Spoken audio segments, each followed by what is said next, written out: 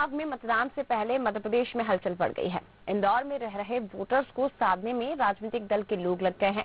BJP जहां UP के वोटरों को योगी सरकार की उपलब्धियां बता रही है, तो कांग्रेस योगी सरकार की नाकामियों को लेकर बीजेपी पर निशाना साध रही है। देखिए रिपोर्ट। यूपी चुनाव में राजनीतिक दलों ने अपनी पूरी ताकत झोंक दी है। एक एक को साधने की कोशिशें जारी है। ऐसे में इंदौर में रह रहे करीब 1 लाख वोटरों को साधने के लिए बीजेपी ने एक सम्मेलन का आयोजन किया, जिसमें सांसद शंकर लालवानी और संघ से जुड़े डॉक्टर निशांत खरे ने योगी सरकार की उपलब्धियां गिनाई। शंकर लालवानी ने उत्तर प्रदेश की सरकार को डबल इंजन वाली सरकार बताया, तो निशांत खरे ने विपक्ष पर चुनाव के समय जाति धर्म के नाम पर समाज को बांटने के आरोप लगाए। तो ये पिछले दिनों में जब यहाँ उत्तर प्रदेश से आए हुए हमारे जो भाई बहन हैं, उनसे जब मिलता हूँ तो उत्तर प्रदेश की बहुत गाथा गाते हैं कि बहुत परिवर्तन हुआ है। एक समय था बीमारू राज्य था देश में, अब विकास की ओर तेजी से बढ़ रहा है। एक तरफ गुंडा राज था, अब हमने देखा कि गुंडा राज की समाप्ति हो गई।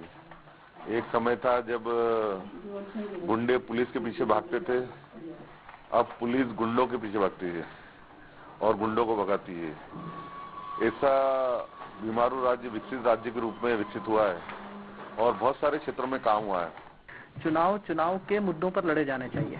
चुनाव समाज को बांटकर, समाज का विघटन करके, उसे छोटे छोटे टुकड़ों के वोट बैंक्स में बांट के, जातियों के आधार पर, हमारे यहाँ भी विषय चलते देखते हैं, तो कभी वनवासी के आधार पर, कभी ओबीसी के आधार पर, कभी अन्य आधार पर।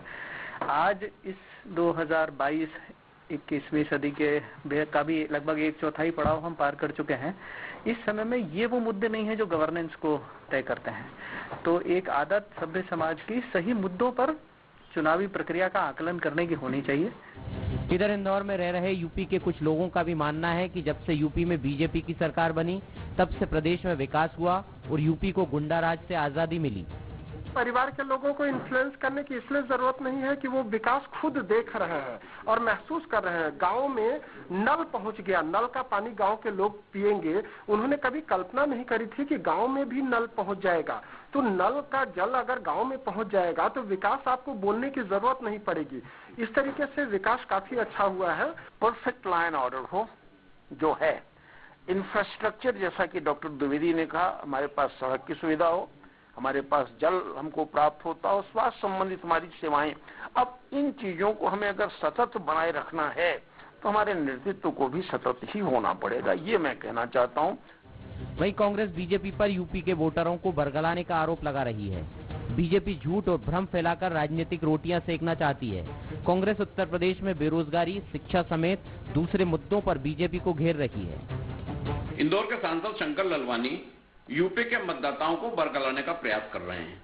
उन्होंने यूपी के मतदाताओं को बुलाकर एक मीटिंग करके यह नहीं बताया कि यूपी में बेरोजगारों की संख्या 34 लाख के पार हो चुकी है। स्वास्थ्य के मामले में यूपी सबसे आखिरी नंबर पर है। जिस प्रदेश में अगर स्वास्थ्य ही नहीं है तो वहां रोजगार कैसे करेगा, यह आश्चर्यजनक विषय है। उन्होंने सांसद रहते हुए कितने लोगों को रोजगार दिलाया।